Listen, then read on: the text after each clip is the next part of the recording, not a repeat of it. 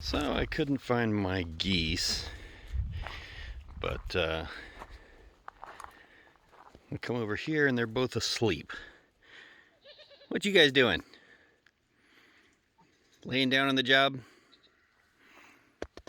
What you doing, Tom? I think that Tom and Scarlett have been shopping for real estate, so um, I am beginning to consider keeping them in the nursery pen over there. I don't know what kind of a nest box Scarlett would prefer. Obviously not a chicken one, because the chickens, they either like to be underneath something or up high on something, and they can get to those things. But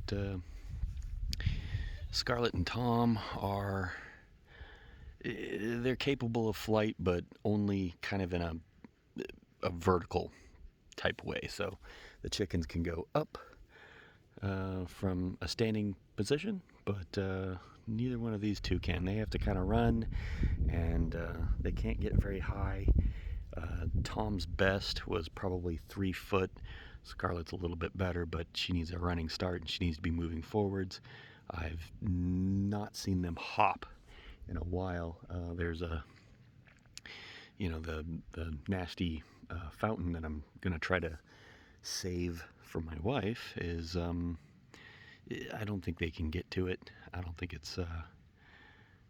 I think it might be too high for them to hop up on now.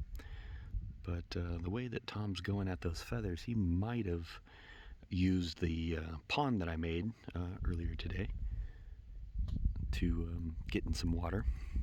But from what I've read, the larger geese breeds and swans need water to mate, and that might be the case for bigger birds, but I don't think it's the case for these two. The pilgrim geese are on the smaller end for geese breeds, and so they should be fine. Although Tom is confused and thinking he's a duck or a muscovy, because he's been going at the girl muscovies and the boy ducks.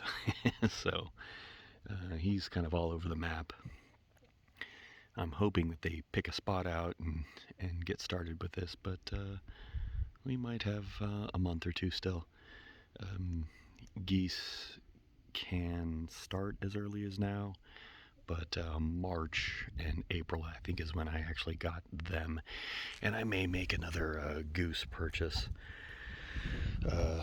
this year. When I initially purchased them, I actually purchased Tom and two females, but one of them didn't make it through the first 24 hours after shipment. It's pretty hard on babies to go through the mail, and it's not cheap. But I had a pretty good hatchery. I want to say it was Meyer out of California. They were pretty good to me. I received them on a Friday, and obviously the other little girl died that night, and it was very, very sad. But I also couldn't get a hold of the hatchery because it was Saturday evening, and but they were good to me. They helped me out on that Monday, and they refunded my money. And I had two muscovies that didn't make it through the shipment either, but they were DOA, and they sent me two more muscovies, and I thought they were going to send me maybe another goose. I was a little unclear with it, and they ended up sending me a declare duck, which we still have. And then, of course, they sent me something else. I don't know what it was, and it was dead. If you want to have animals shipped to you like that, you kind of have to go into it with the expectation that you may not have live ones on arrival, and it's especially hard on my wife and daughter because they're babies, and you see them in there and they're dead, and they're usually, they've been in shipment for a day or two, and a lot of these ones will die very quickly because when it comes to farm animals, infant mortality is pretty high still, and so they'll get stepped on by all the other babies, and it's bad. But you should probably expect about a 10% loss, and many of these kind of situations where you buy them online and they ship them to you from a pretty good distance away. I've had losses on, I think, every single order I've ever made, and this is through many different hatcheries. Pretty much the only way to get them alive for sure is to buy them locally, and if they offered things like that and Tom, I probably would. And I did find a local ranch that does Muscovies. Obviously, we have Darkwing, but Pilgrim geese are kind of niche. A lot of people will do the Africans, which are really pretty and really noisy and kind of aggressive, or Chinese, especially the white Chinese. Those are kind of pretty. If you've ever seen Pet Goose George's channel, that's a white Chinese, and it's a really, really great channel, by the way, because that dude is like an old Vietnam veteran, but Snow White. He's got deer that he talks to and hangs out with, and raccoons and squirrels, and I mean everything. I wish I was that cool. I mean, he doesn't even have to sing, and they run up on him, and I'm like, dude, I can't even get my chickens to do that with me. and I feed them, and they're supposed to be domesticated. But the only thing that does that is my cat and dogs and daughter. So I don't know how he does it. We've got lots of deer here, and they watch me, but I usually don't get to see them unless I'm driving. But yeah, I'm just keeping an eye out for eggs. So my dogs keep an eye out, and I've caught 2 Muscovy eggs, if you haven't seen my incubator videos, and both of them appear to be fertile. And barring any Alien 3 franchise goose Muscovy hybrids, I should get just a plain old Muscovy baby or 2, although that is counting my Muscovies before they hatch. And we don't want to do that because this is my first attempt at incubating, so who knows what we're going to see. But the Muscovies have been hanging out over here, and so I am looking around to see if I can see any eggs. And so Muscovy eggs are white, which is quite beneficial to me because the chickens that I have, all of them that lay eggs, all the hens, lay these very, very dark brown eggs, and you cannot candle them, so you can't see what's going on, and that kind of takes some of the fun out of it for me. So anytime I can get an egg that I can actually see the baby in, that's a benefit. And I think I see something. And let's see what I might see here. Aha! We have a orange that somebody has brought all the way over here from the tree, and they've pecked it out, I think. That's kind of interesting. So probably chickens, but doesn't have to be.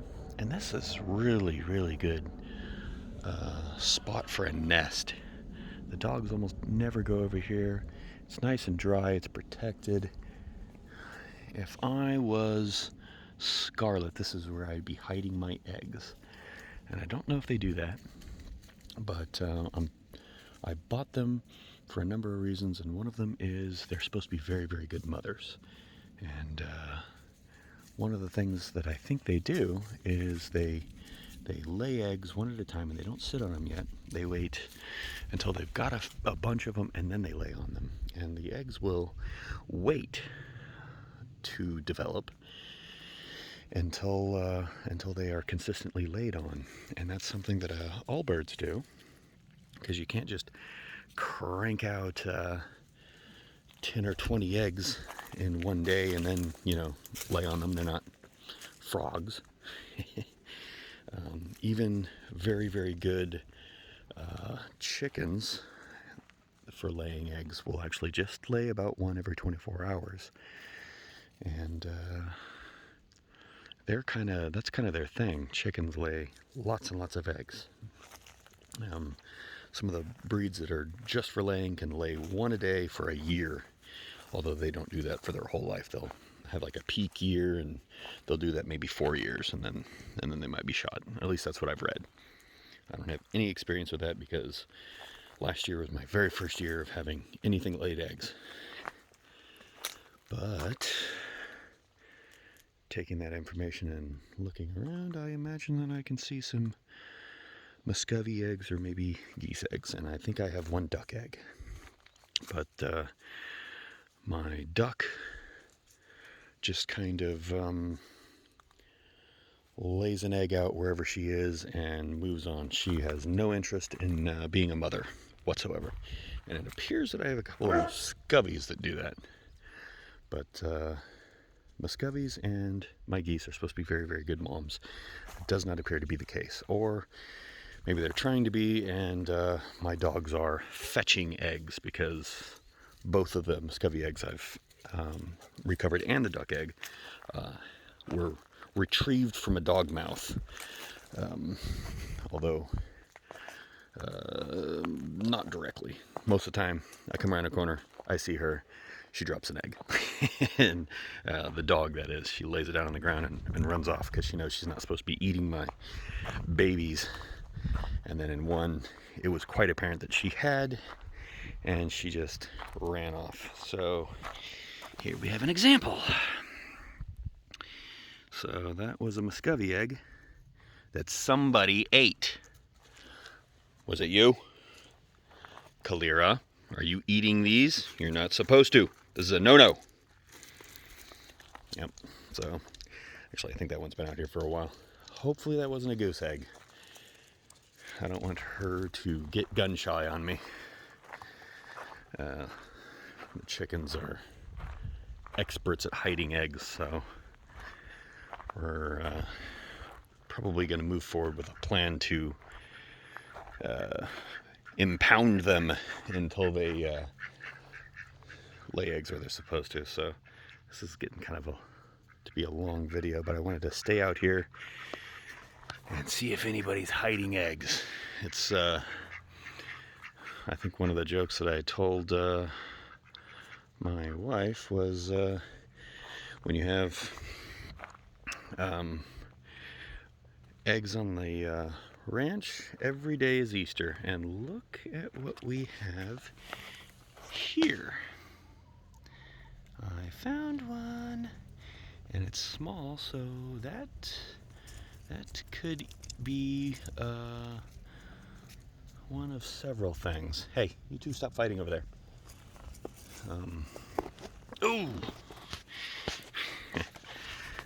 Yes. Whenever birds lay eggs for the very first time, especially the very first egg, it can come out kind of screwy as their system's kind of adjusting. So something that we've had quite a bit out here is very, very, very small eggs. So two of our birds, when they laid their very first egg, and these are chickens, it was like that. It was comically small, and I think my wife actually still has it. I don't know if I want to open that egg up ever, because it's probably over a year old, and I think she still got it because she thinks it's adorable. That's actually smaller than a duck egg usually is, and I know my duck's been laying some serious eggs. So what we might have right here is Scarlett's first egg, and it might not be fertile, even if everything worked out so that it would have been fertile, or this could be kind of a one-off for our girl duck. It's a little weird that she would actually hide an egg because normally she just, wherever the heck she is, she drops an egg.